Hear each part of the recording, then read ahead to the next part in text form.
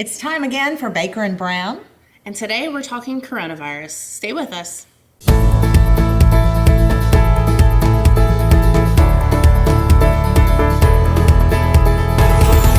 Hello everyone, welcome to Baker and Brown. I'm Paige Brown. And I'm Kim Baker. And we're delighted that you're joining us yet again. We're trying to bring you this episode a little early this week because we know there are a lot of people out there who are uneasy and concerned and fearful. And so we're here. We're going to talk about the coronavirus, its impact on the community, what we know, and neither of us are experts, but we do have probably access to more information than a lot of people do. So we want to take this opportunity to kind of share some information, talk to you guys about what we know that's going on, and hopefully help assuage your fears to some degree and remind you of all the things that are great about our community. So that's what we're doing today. Yeah, Kim, I know. How are things in your world? They're kind of uncertain and they're kind of crazy. And I think a lot of our businesses, the chamber, that's what we do. We exist to serve our members. And, I was rereading my mission over the weekend as I answered a lot of calls and questions. And the chamber's mission begins with, we exist to foster economic vitality. And I think it's really made me stop and think of how we serve our members during a time like this. And I know you've been thinking about how we serve our community. Same thing. And it's so hard because this is, I had a meeting this morning with department heads, and we were talking about how the information, the guidance has actually changed from the onset of this virus. And information that we were given early on, I guess I should turn my phone off, Information that we were given early on has actually changed. And, so nobody knows exactly when someone is contagious. No one knows exactly how contagious the areas or how surfaces are. And so the general guidance is to use all your common sense prevention tips that you have. Cover your mouth when you sneeze or cough, throw away your tissues, wash your hands, use hand sanitizer, disinfect surfaces, and I'm really promoting social distancing. Mm-hmm. Kim and I are closer together than we should be, but we would look awkward if we were on opposite sides of the room. and I do not have a fever. I'm actually checking my temperature every day. Because I checked my temperature this morning. Yeah, I'm checking my temperature every day because I want to make sure that there's no risk of me being contagious even though I feel fine. And so those kinds of things are changing, and so we have to work with what we can do to protect ourselves. And I love that I felt like over the weekend the message was really refined because we were telling people to do all these things, but they weren't really the at-risk population if they were to get the virus. So when the message was refined to essentially protect yourself to protect those who are more vulnerable, it kind of brought us all in. Oh, that's why we're doing this. That's why we need to be careful. I'm not necessarily concerned about me getting the virus. I don't want it, but I do not want my mom and dad to get it. And I do not want the older people that I work with to get it. And so we are all trying to shut down the transmission of this virus so that we can protect the vulnerable among us. And there are a lot of things that play into that. I think the biggest fear and the reason the federal government and the state government is so concerned is we cannot overwhelm hospitals. Mm-mm. There are a limited number of beds. There are a limited number of ventilators.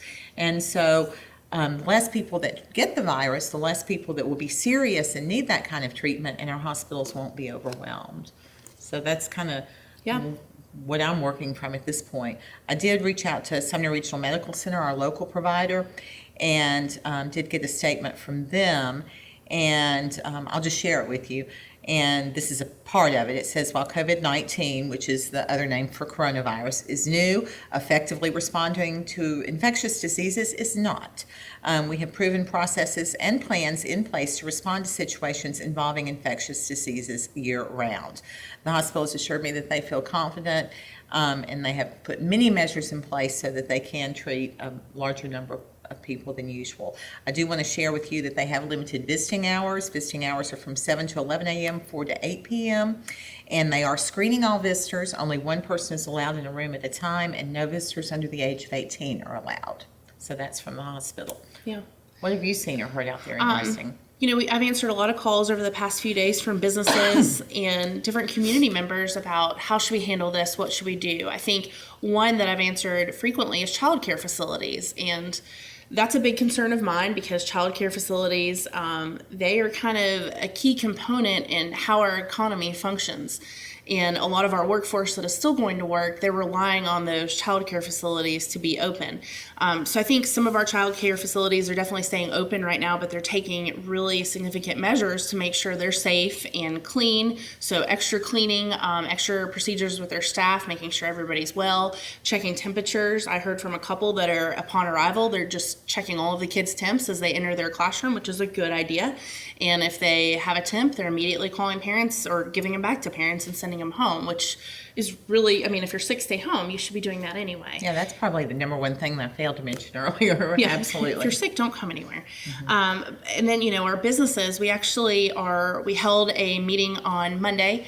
The Chamber has initiated a small COVID-19 small business task force in partnership. The mayor's actually helping serve on that, as is James Fenton in our economic development office. And just getting folks around the table, we've identified a few businesses in different sectors to share innovative ideas and procedures and measures they're taking to kind of get ahead in this time, whether it's our restaurants switching to delivery or curbside, or some of our retail and our boutiques switching to online sales. We've identified some businesses in the community who are really knocking it out of the park before all of this, to help lead that charge and help educate other businesses in our community on how to do that. And so that's where the Chamber thinks we can really be supportive during this time, is helping push out those resources and getting people online if they need to be, and just really thinking outside the box. I think we're all having to think outside the box and how we work. I do want to share, I just received another update from Sumner Regional that I'd love to share with you. I think you'll find it helpful. And this is about how you should respond if you think you may have the virus.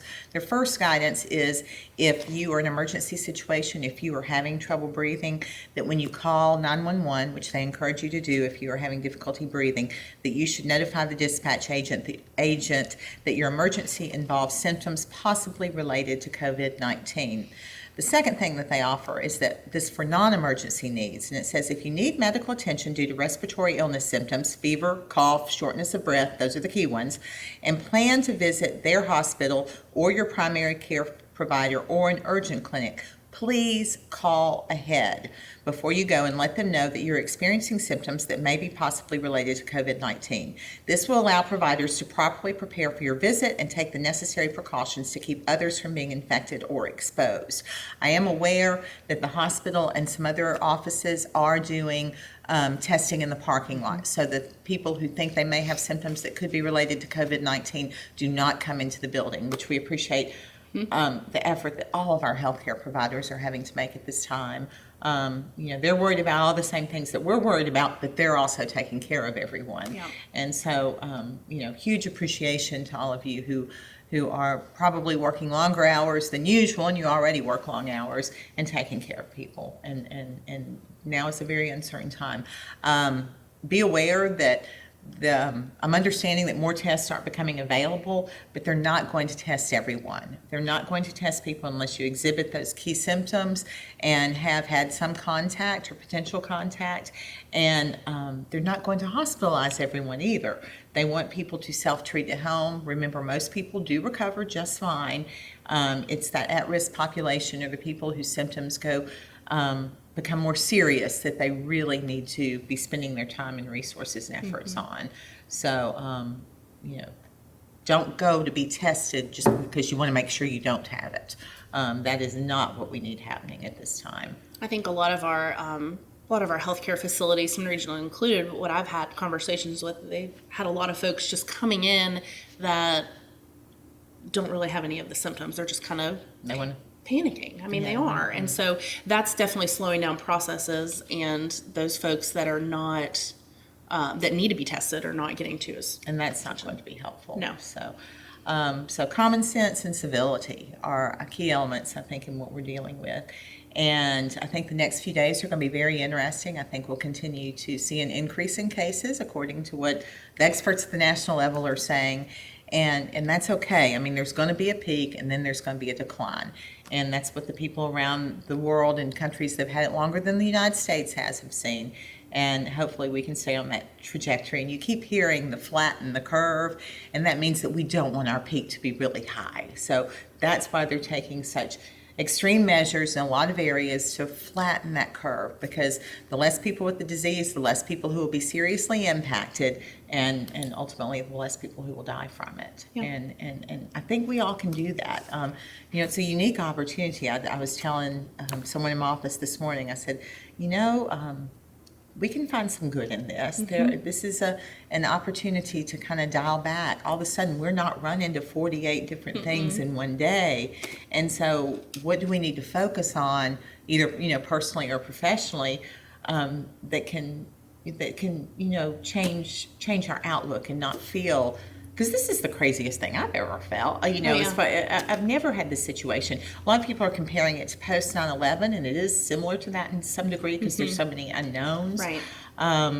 But this, quarantine sounds like such a 18th century word, and the words like vectors and social distancing. We have a whole new vocabulary that's come out in just the last 2 weeks. Oh yeah. And it's interesting, but we can deal with it. We really can. I mean, we can get through this. And I did a post over the weekend, and I'll be frank, I'm always scared to write something on social media because I know that I'm going to be attacked by someone, whatever I say. And I think I spent probably an hour and a half to 2 hours writing something that only took about 10 minutes to write, because I kept wordsmithing, trying to say the exact right thing, and largely the responses were positive, but they weren't entirely. But this is a good time to extend grace to other people. People are doing the best that they can,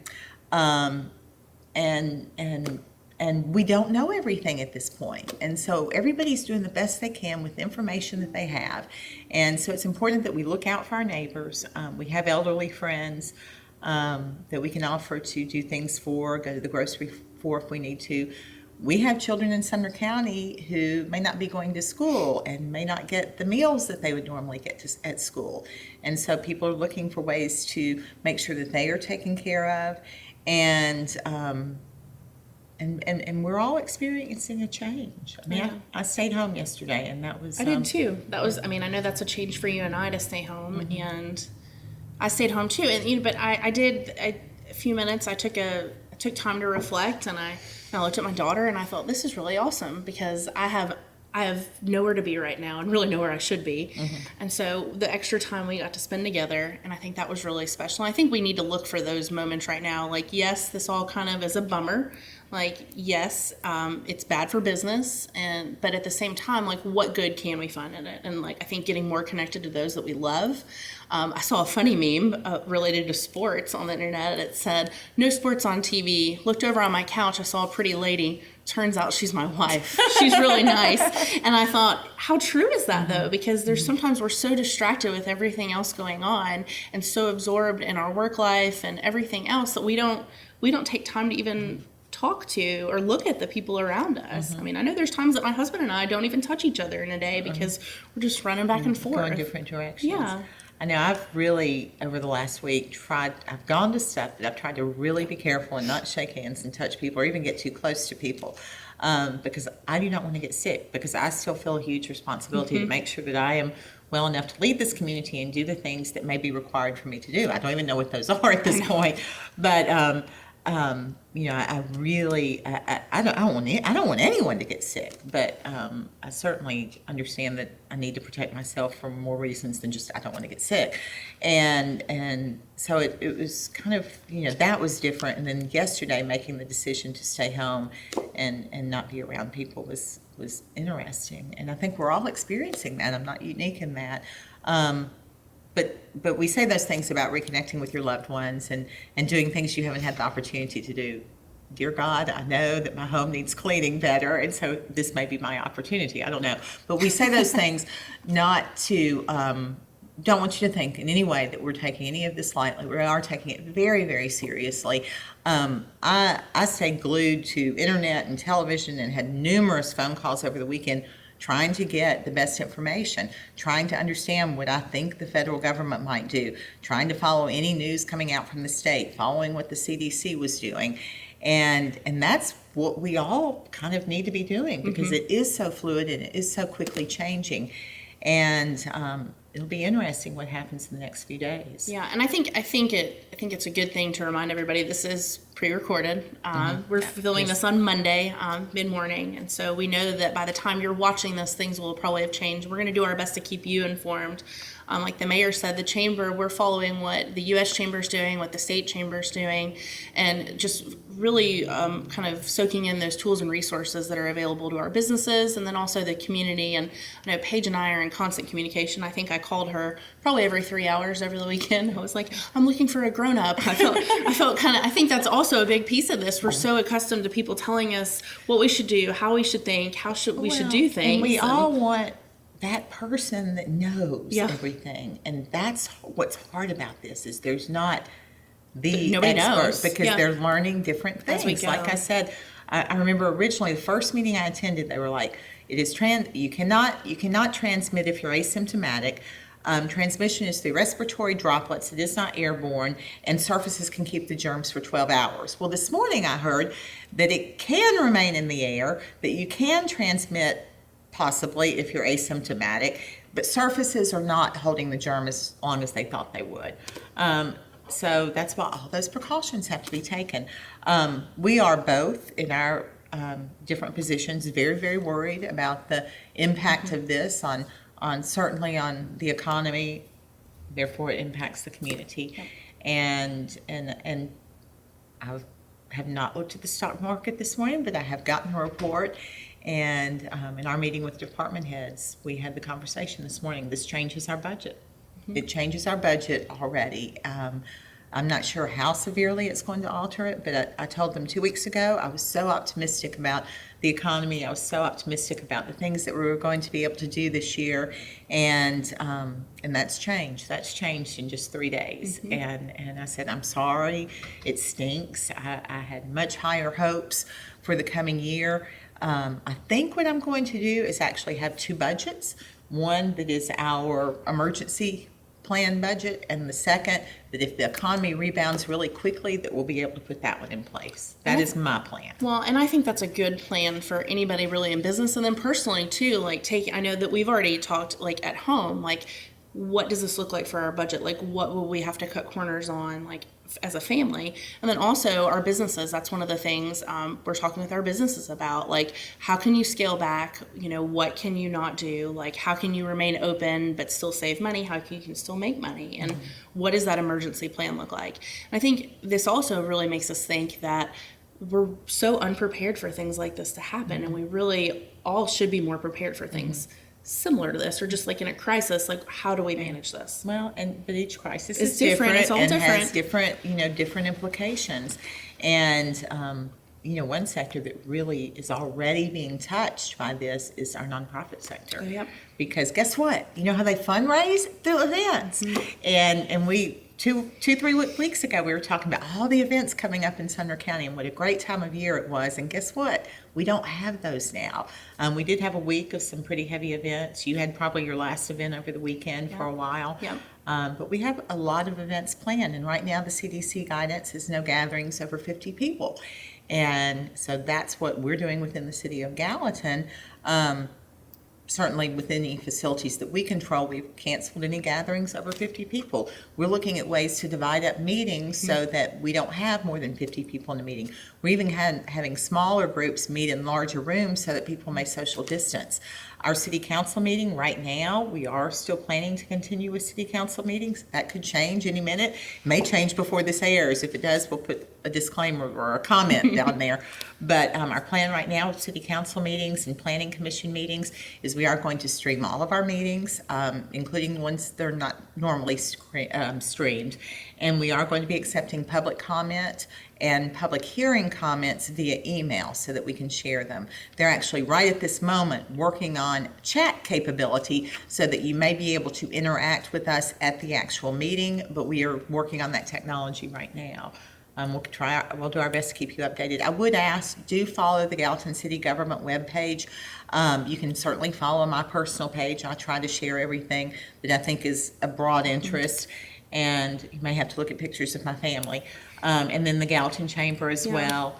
And And I mean, we're doing a lot of the same measures. Some of our events that we know would normally have more than 50, we're talking about how we can modify those, how we can schedule them, rearrange them, and then also going online. I think technology is key for a lot of people right now, figuring out how you can be innovative with your practices and your business procedures.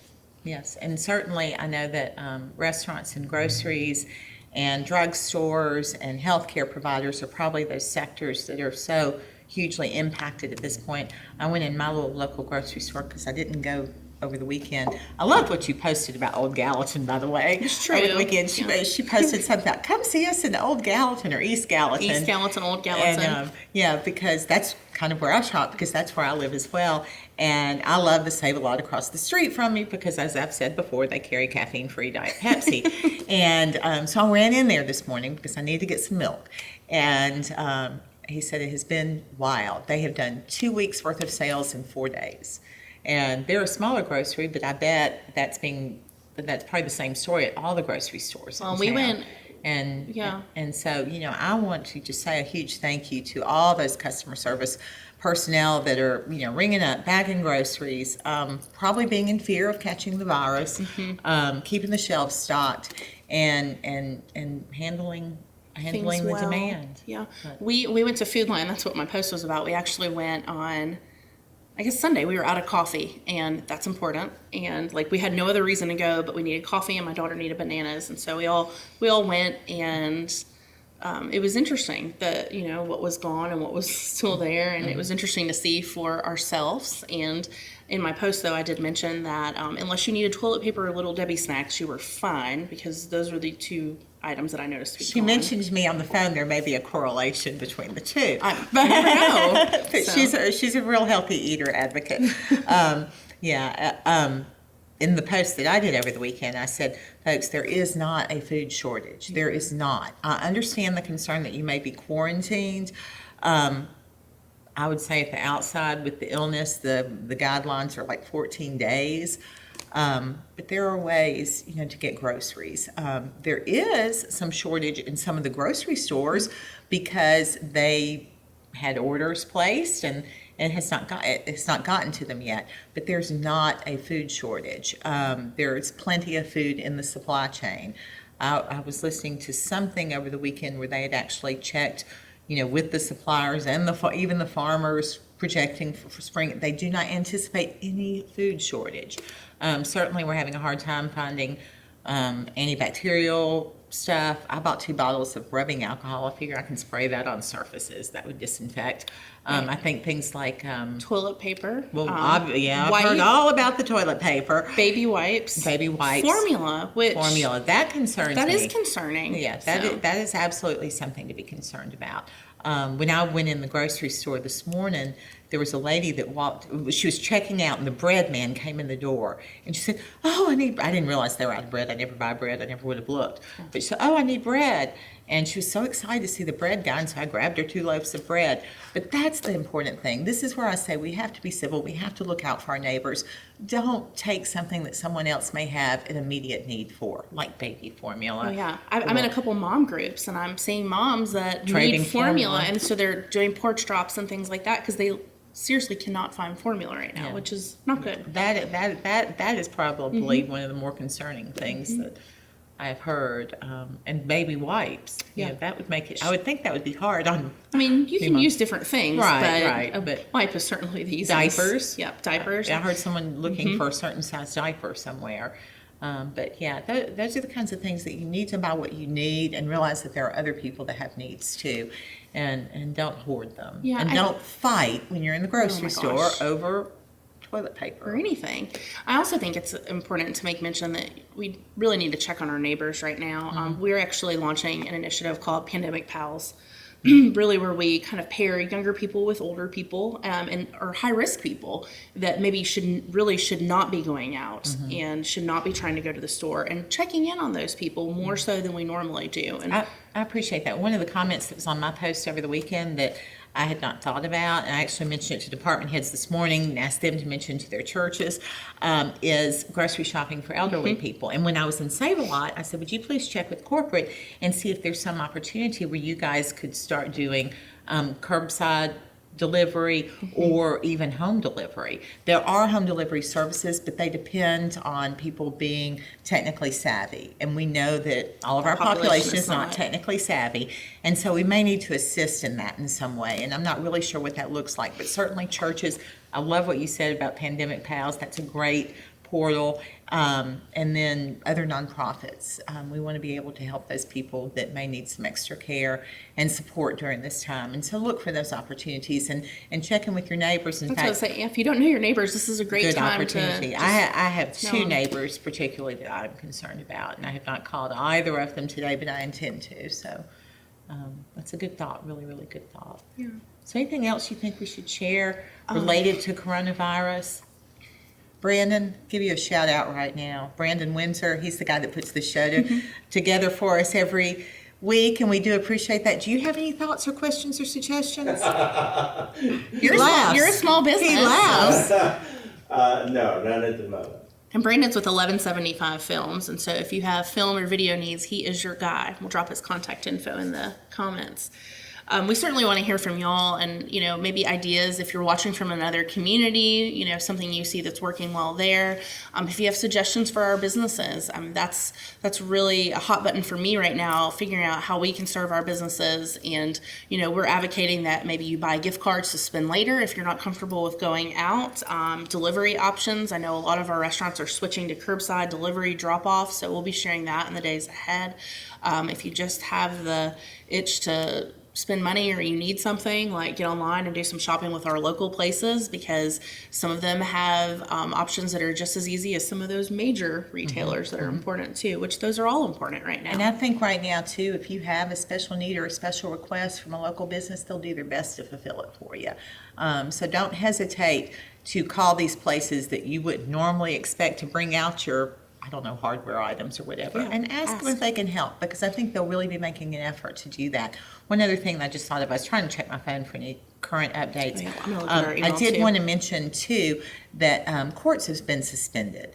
The city of Gallatin actually doesn't have any courts the remainder of March. They do have some scheduled in April. We will make sure that people are notified if the court is still suspended at that point.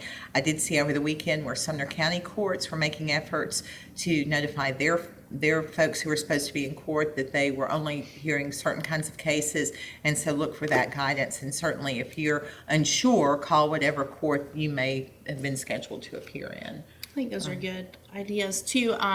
Something I'd remind you too, I was in the service industry, and I know you were in that industry for a long time too. And so I'm just like 8 years out of it. And so I think about my livelihood and my income and tips.